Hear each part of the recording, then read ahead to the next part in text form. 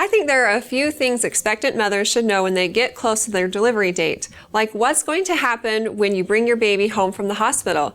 I think first and foremost, it's helpful to go into it understanding that sleep is relative. It's not as important as you thought it was in the past. And if you go into it with that attitude, you'll do much better. Because it's a fact that newborns sleep like 16, 17 hours out of a 24-hour period, but it's never when we want them to sleep. And their sleep patterns are largely governed by their eating patterns. And a newborn needs to eat every 2 to 3 hours. And on occasion, they might even want to eat more frequently than that, like every 1.5 to 2 hours. And they need to be fed on demand. And the reason why they want to eat so frequently is, number one, their tummies are so small. So they have to eat small amounts very frequently throughout each day to get the nutrition they need. And number two, they're growing rapidly, so this is going to require almost constant nourishment. Then there's diapers. So the frequency of diapers usually depends on the frequency of feedings. When a baby eats, it stimulates their bowels, so they very frequently eat and then they poop. So then you always wonder, do I change them before I feed them, or do I change them after? Because after you feed them, they fall asleep and you don't want to wake them up and change their diaper, but you can't let them sit in a dirty diaper because the stool is very acidic and it will eat at their skin and cause diaper rash. So an ounce of prevention is worth a pound of cure. Definitely change your baby's diaper before you put them down if it's very wet or if it's soiled.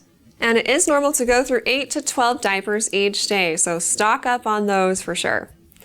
It's very typical to see the pediatrician for the first time a week or 2 weeks after the baby's born. This is a very important appointment. The doctor is going to spend time with you as a new parent talking about what you can expect. It's also a time for you to ask questions about what's normal and what's not, especially if this is your first. Everything's going to seem abnormal to you, and there are no stupid questions. If you have concerns about anything, don't hesitate to bring them up at this appointment, and also call in between appointments if you feel like it's urgent. You can speak to a nurse from the doctor's office who can then talk with the doctor if they need to and decide if your baby needs to be brought in so the doctor can examine them if something's going on. Growth is a very, very important thing to pay attention to at this point. So a baby is going to go home from the hospital weighing less than they did when they were born, simply because a mother's milk doesn't come in right after the baby's born. It usually takes anywhere from 2 days to 6 days, and that's a large range.